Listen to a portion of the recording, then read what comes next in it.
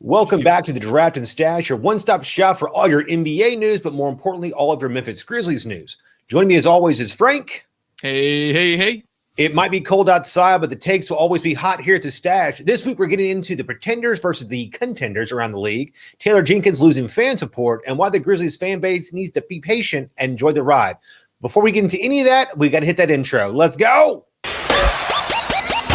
Morant with a running start. Oh my goodness!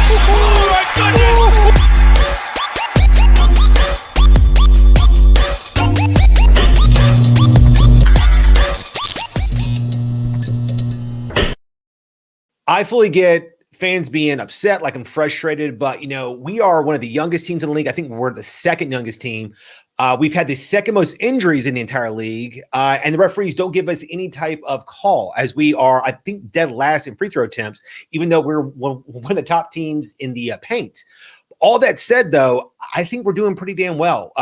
We haven't had Jaren Jackson all year, and we're right at 500. We are currently 9th in the West, which is pretty amazing considering that the Timberwolves are the youngest team in the league. They also haven't had Karl-Anthony Towns for most of that, and they've been pretty trash.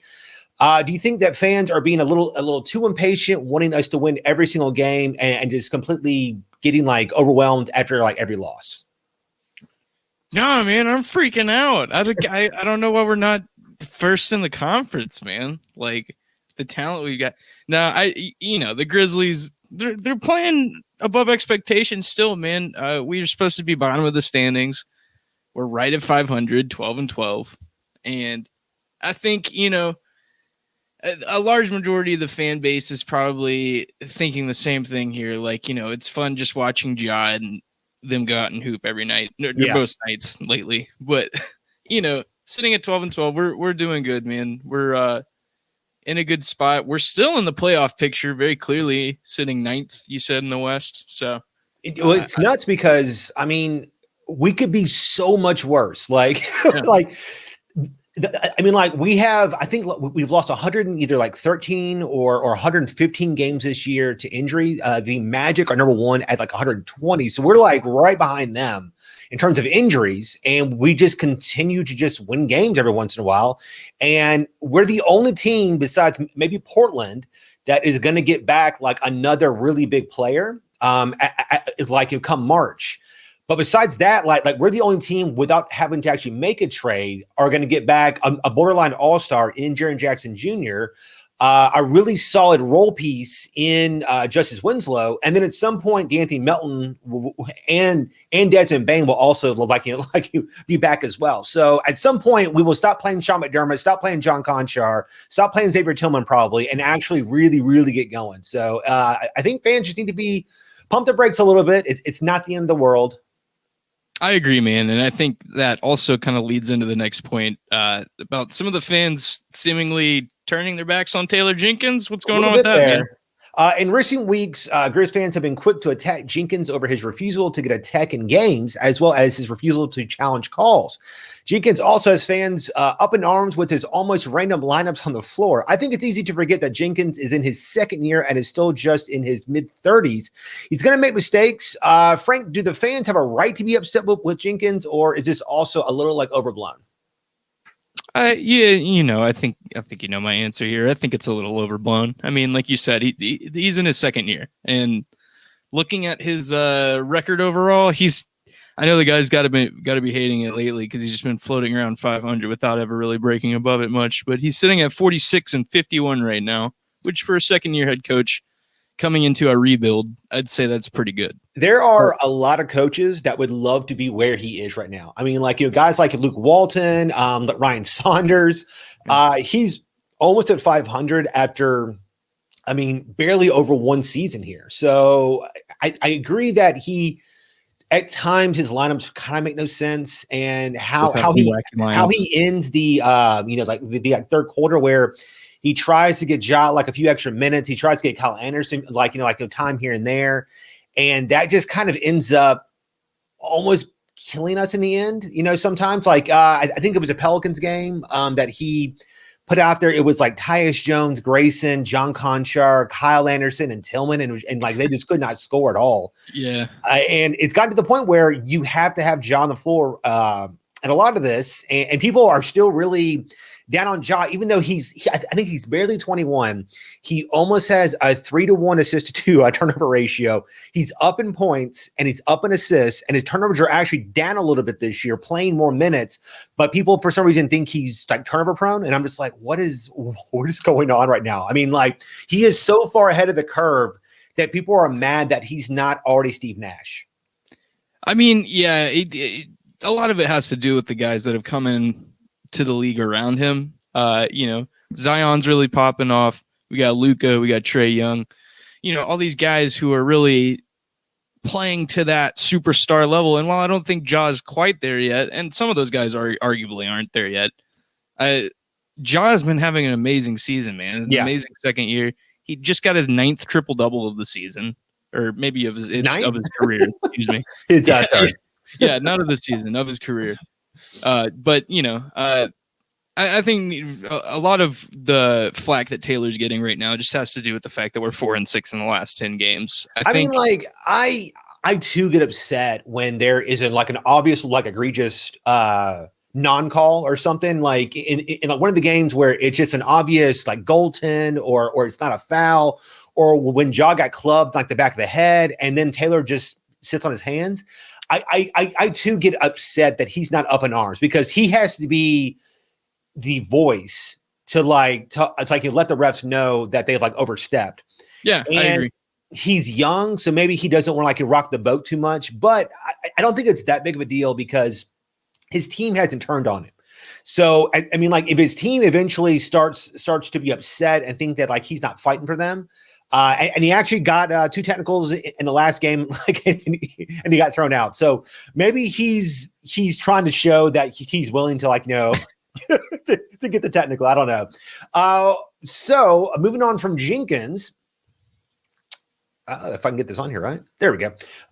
This season has been a strange one, from no fans to games lost due to COVID, to player protocols being differently seemingly based on player. But we sit here almost at the halfway point with a few teams making some like pretty big noise here. Frank, I'm going to say some teams and you tell me if they are a pretender or a contender. Starting off first with the Philadelphia 76ers. Contender. I'm a Sixers fan, sort of. I'm a Grizz fan, but I like all the young guys are, man. I like Joel Embiid. Sam Hinkie. Yeah, man. They're having a great season. Tobias Harris is having a great season. I love Tobias Harris. Yeah, he's been having quietly a career season. Joel Embiid's having an MVP season. They seem to have the pieces they need around them to have success now. Seth Curry has just been lights out, shooting from beyond the arc, really from they all did, over the court. Him and like Joe Harris, actually, or whatever, have both just like really kicked it up this year. It's so weird. Yeah, both of those guys have been, they've been sort of playing beyond their labels as 3-point specialists. They've sort of been doing that and a little bit more. But, I think the Sixers have what it takes to really make a push for the finals. I don't know if they have what it takes to really win the title, but I'm going to say contenders. I think with Ben Simmons, Joel Embiid, and Tobias Harris playing like he is, given health, I think they have a shot. I tell you, man, it's crazy what can happen once you get a really bad coach out of there.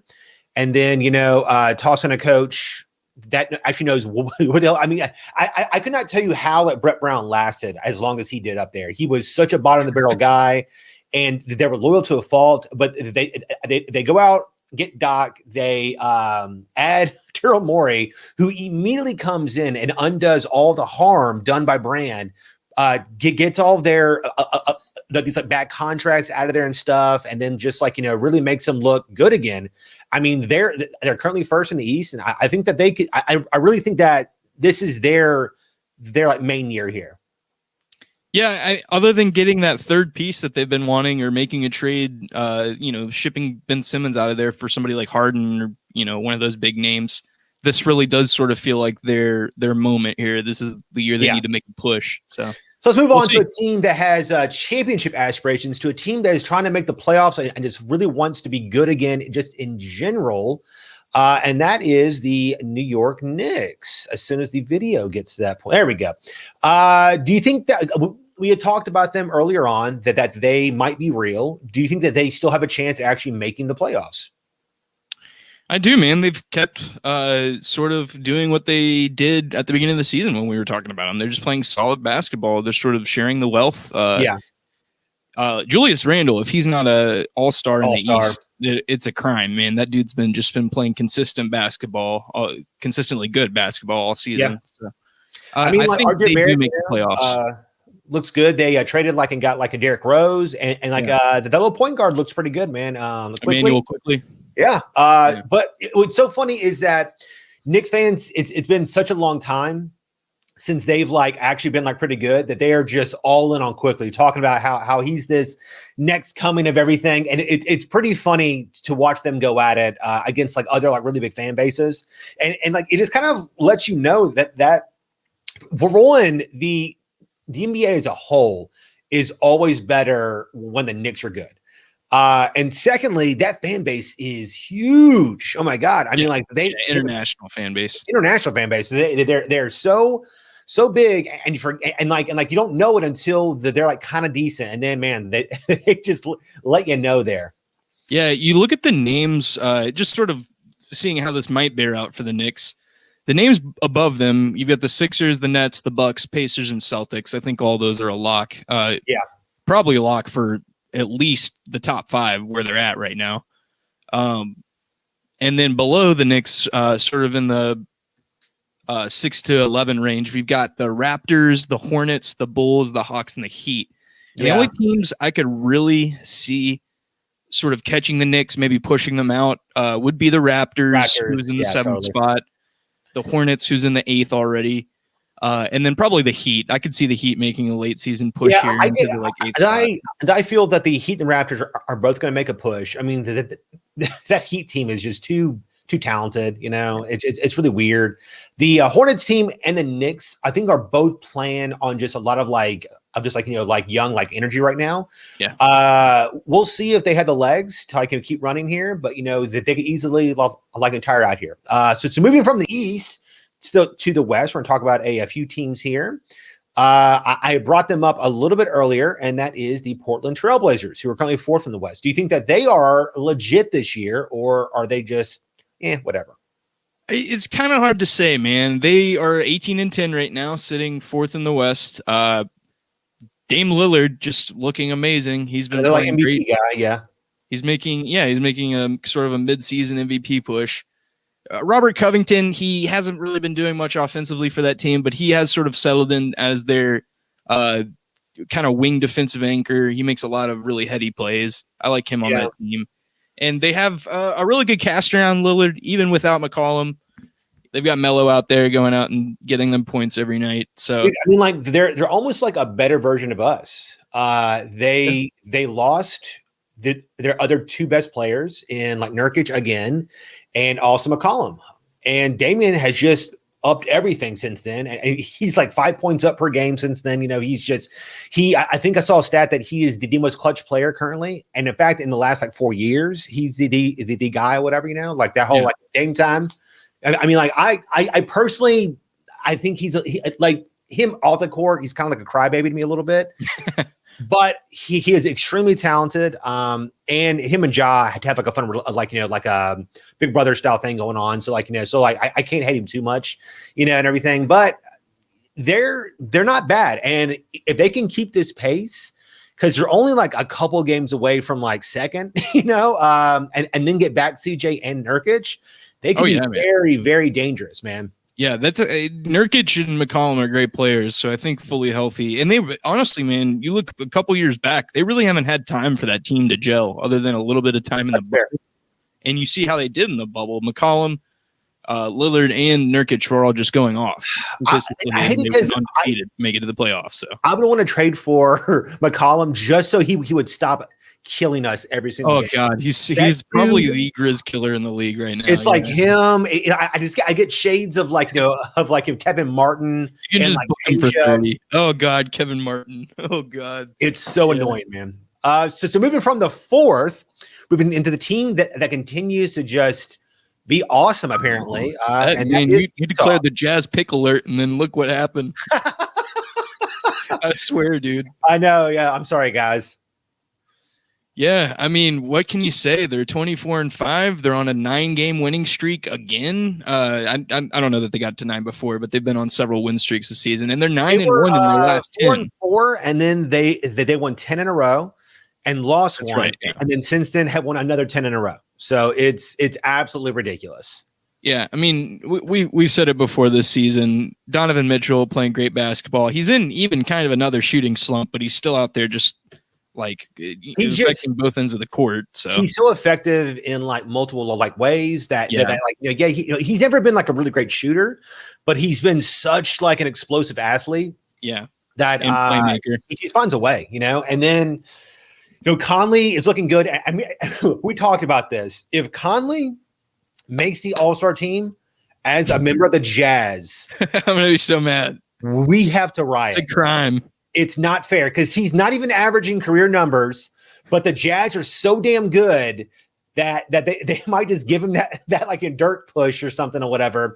And not only that, but if Ja gets left off because of Mike Conley, it would be like the ultimate FU to just all fans, man. It's ridiculous.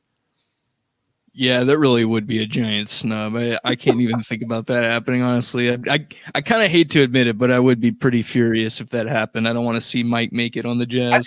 I mean, I don't think they're pretenders exactly. I just don't see them winning, man. I just don't. I don't. That's the thing. It's hard to say that they're pretenders. Yeah, but it's at the same time. You know what it is? They remind me of the like Atlanta Hawks from like 5 or 6 years ago when they had like 4 All-Stars and it was this amazing team basketball and blah, blah, blah, blah. It was like Al Horford and Jeff Teague and Kyle Korver and like Paul Millsap. But once they got to the playoffs, they just sucked because once you get there, you play like your top 7, maybe 8 guys. Yeah. And they're like 5-man in, 5-man out thing just did not work at all, there. And so they just never really push that far. And so the top of your roster becomes way more important. Yeah. Yeah. And it's like, I don't think the Jazz, I mean, like they have Clarkson off the bench who's solid, and maybe one other guy. I mean, like I honestly couldn't tell you who else is on that bench right now. Cause they on the bench, it's really like Clarkson's pulling a lot of that weight. Yeah. Honestly. And they lost Ed Davis. They lost Dante Exum. Right. And they lost like somebody else. I forget who it was. I think that they traded Exum for Clarkson. Yeah. I think that does Ingles start still? I'm not sure if Ingles is starting right now, but he has sort of come back and started playing a little bit. If you can outmuscle their like top 3 guys, I don't see them beating the Clippers. I mean, I think about the Lakers, man. Like, how are they going to stop the Lakers in a potential Western Conference final matchup? I don't see that happening. I don't see it either, Frank. Well, I'm glad we can agree there. Right. Guys, it's good. It feels good to be back. We took a little break there, but we promise we'll be back next week. I have a few new ideas planned because we have this new streaming software. I think once we hit our break, I want to do like a mock draft. There's a few sites that allow you to actually create your own lottery and picks and stuff. And since I'm able to share my screen, that sounds like fun. But until then, thanks for joining us this week. And as always, if you want to stay up to date, be sure to hit that subscribe button. Until next time, stay warm and let's go Grizz. Like and subscribe. Let's go Grizz.